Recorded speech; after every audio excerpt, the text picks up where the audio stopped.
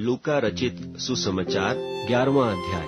फिर वह किसी जगह प्रार्थना कर रहा था, और जब वह प्रार्थना कर चुका तो उसके चेलों में से एक ने उससे कहा, हे प्रभु, जैसे यूहन्ना ने अपने चेलों को प्रार्थना करना सिखलाया, वैसे ही हमें भी तू सिखा दे। उसने उनसे कहा, जब तुम प्रार्थना करो तो कहो, हे पिता, तेरा नाम पवित्र माना जाए, तेरा राज्य आए, हमारी दिन भर की रोटी हर दिन हमें दिया कर, और हमारे पापों को क्षमा कर, क्योंकि हम भी अपने हर एक अपराधी को क्षमा करते हैं, और हमें परीक्षा में न ला।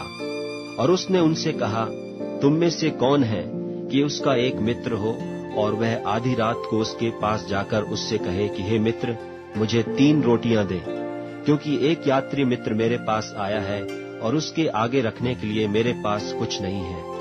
और वह भीतर से उत्तर दे कि मुझे दुख न दे, अब तो द्वार बंद है और मेरे बालक मेरे पास बिछौने पर हैं, इसलिए मैं उठकर तुझे दे नहीं सकता।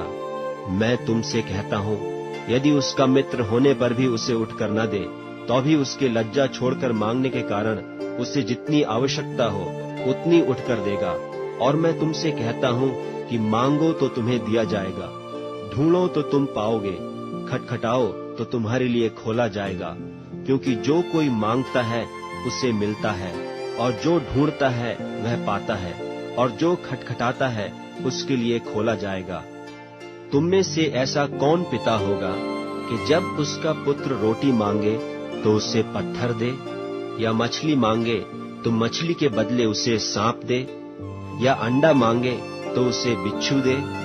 सो जब तुम बुरे होकर अपने लड़के बालों को अच्छी वस्तुएं देना जानते हो, तो स्वर्गीय पिता अपने मांगने वालों को पवित्र आत्मा क्यों न देगा। फिर उसने एक गूंगी दुष्टात्मा को निकाला। जब दुष्टात्मा निकल गई तो गूंगा बोलने लगा, और लोगों ने अचंभा किया। परंतु उनमें से कितनों ने कहा, यह तो शैतान नाम दुष्टात्माओं के प्रधान की सहायता से दुष्टात्माओं को निकालता है। औरों ने उसकी परीक्षा करने के लिए उससे आकाश का एक चिन्ह मांगा। परंतु उसने उनके मन की बातें जानकर उनसे कहा, जिस जिस राज्य में फूट होती है वह राज्य उजड़ जाता है, और जिस घर में फूट होती है वह नाश हो जाता है। और यदि शैतान अपना ही विरोधी हो जाए तो उसका राज्य क्यों कर बना रहेगा? क्योंकि तुम मेरे विषय में तो कहते हो कि यह शैतान की सहायता से दुष्टात्मा निकालता है। भला यदि मैं शैतान की सहायता से दुष्टात्माओं को निकालता हूँ, तो तुम्हारी संतान किसकी सहायता से निकालते हैं? इसलिए वे ही तुम्हारा न्याय चुकाएंगे। परंतु यदि मैं परमेश्वर की सामर्थ्य से दुष्टात्माओं को निकालता हूँ, तो परमेश्वर का राज्य तुम्हारे पास आ पहुँचा। जब बलवंत मनुष्य हथियार बांधे हुए अपने घर की रखवाली करता है, तो उसकी संपत्ति बची रहती है। पर जब उससे बढ़कर कोई और बलवंत चढ़ाई करके उसे जीत लेता है, तो उसके वे हथियार जिन पर उसका भरोसा था छीन लेता है, और उसकी संपत्ति लूटकर बांट लेता है। जो मेरे साथ नहीं वह मेरे विरोध में है, और जो मेरे साथ नहीं बटोरता वह बिथराता है। जब अशुद्ध आत्मा मनुष्य में से निकल जाती है, तो सूखी जगहों में विश्राम ढूंढती फिरती है, और जब नहीं पाती तो कहती है कि मैं अपने उसी घर में जहाँ से निकली थी लौट जाऊंगी, और आकर उसे झाड़ा बुहारा और सजा सजाया पाती है। तब वह जाकर अपने से और बुरी 7 आत्माओं को अपने साथ ले आती है, और वे उसमें बैठकर बास करती हैं, और उस मनुष्य की पिछली दशा पहले से भी बुरी हो जाती है। जब वह ये बातें कह ही रहा था, तो भीड़ में से किसी स्त्री ने ऊंचे शब्द से कहा, धन्य वह गर्भ जिसमें तू रहा, और वे स्तन जो तूने चूसे। उसने कहा, हाँ, परंतु धन्य वे हैं जो परमेश्वर का वचन सुनते और मानते हैं। जब बड़ी भीड़ इकट्ठी होती जाती थी, तो वह कहने लगा कि इस युग के लोग बुरे हैं, वे चिन्ह ढूंढते हैं, पर यूनुस के चिन्ह को छोड़ कोई और चिन्ह उन्हें न दिया जाएगा।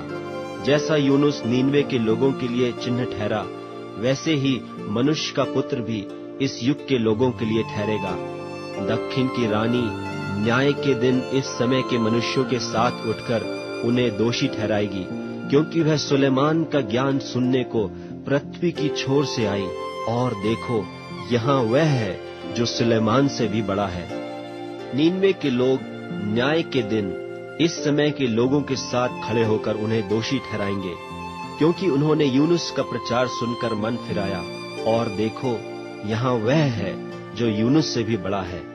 कोई मनुष्य दिया बार के तलघरे में या पैमाने के नीचे नहीं रखता, परंतु दीवट पर रखता है कि भीतर आने वाले उजियाला पाएं। तेरे शरीर का दिया तेरी आंख है, इसलिए जब तेरी आंख निर्मल है तो तेरा सारा शरीर भी उजियाला है, परंतु जब वह बुरी है तो तेरा शरीर भी अंधेरा है। इसलिए चौकस रहना कि जो उजियाला तुझ में है वह अंधेरा न हो जाए। इसलिए यदि तेरा सारा शरीर उजियाला हो और उसका कोई भाग अंधेरा न रहे, तो सब का सब ऐसा उजियाला होगा जैसा उस समय होता है जब दिया अपनी चमक से तुझे उजाला देता है। जब वह बातें कर रहा था तो किसी फरीसी ने उससे विनती की कि मेरे यहाँ भोजन कर, और वह भीतर जाकर भोजन करने बैठा। फरीसी ने यह देखकर अचंभा किया कि उसने भोजन करने से पहले स्नान नहीं किया। प्रभु ने उससे कहा, हे फरीसियों, तुम कटोरे और थाली को ऊपर ऊपर तो मांजते हो, परंतु तुम्हारे भीतर अंधेर और दुष्टता भरी है। हे निर्बुद्धियों, जिसने बाहर का भाग बनाया, क्या उसने भीतर का भाग नहीं बनाया? परंतु हाँ, भीतर वाली वस्तुओं को दान कर दो, तो देखो सब कुछ तुम्हारे लिए शुद्ध हो जाएगा। पर हे फरीसियों, तुम पर हाय, तुम पुदीने और सुदाब का और सब भांति के साग पात का 10वां अंश देते हो, परंतु न्याय को और परमेश्वर के प्रेम को टाल देते हो। चाहिए तो था कि इन्हें भी करते रहते और उन्हें भी न छोड़ते। हे फरीसियों, तुम पर हाय, तुम आराधनालयों में मुख्य मुख्य आसन और बाजारों में नमस्कार चाहते हो। हाय तुम पर, क्योंकि तुम उन छिपी कब्रों के समान हो जिन पर लोग चलते हैं परंतु नहीं जानते। तब एक व्यवस्थापक ने उसको उत्तर दिया कि हे गुरु, इन बातों के कहने से तू हमारी निंदा करता है। उसने कहा, हे व्यवस्थापकों, तुम पर भी हाय, तुम ऐसे बोझ जिनको उठाना कठिन है मनुष्यों पर लादते हो, परंतु तुम आप उन बोझों को अपनी एक उंगली से भी नहीं छूते। हाय तुम पर, तुम उन भविष्यद्वक्ताओं की कब्रें बनाते हो जिन्हें तुम्हारे ही बाप दादों ने मार डाला था। सो तुम गवाह हो और अपने बाप दादों के कामों में सम्मत हो, क्योंकि उन्होंने तो उन्हें मार डाला और तुम उनकी कब्रें बनाते हो। इसलिए परमेश्वर की बुद्धि ने भी कहा है कि मैं उनके पास भविष्यद्वक्ताओं और प्रेरितों को भेजूंगी, और वे उनमें से कितनों को मार डालेंगे और कितनों को सताएंगे, ताकि जितने भविष्यद्वक्ताओं का लोहू जगत की उत्पत्ति से बहाया गया है, सबका लेखा इस युग के लोगों से लिया जाए। हाबिल की हत्या से लेकर जकरयाह की हत्या तक जो वेदी और मंदिर के बीच में घात किया गया, मैं तुमसे सच कहता हूँ, उसका लेखा इसी समय के लोगों से लिया जाएगा। हाय तुम व्यवस्थापकों पर कि तुमने ज्ञान की कुंजी ले तो ली, परंतु तुमने आप ही प्रवेश नहीं किया और प्रवेश करने वालों को भी रोक दिया। जब वह वहां से निकला तो शास्त्री और फरीसी बहुत पीछे पड़ गए और छेड़ने लगे कि वह बहुत सी बातों की चर्चा करे और उसकी घात में लगे रहे कि उसके मुंह की कोई बात पकड़े।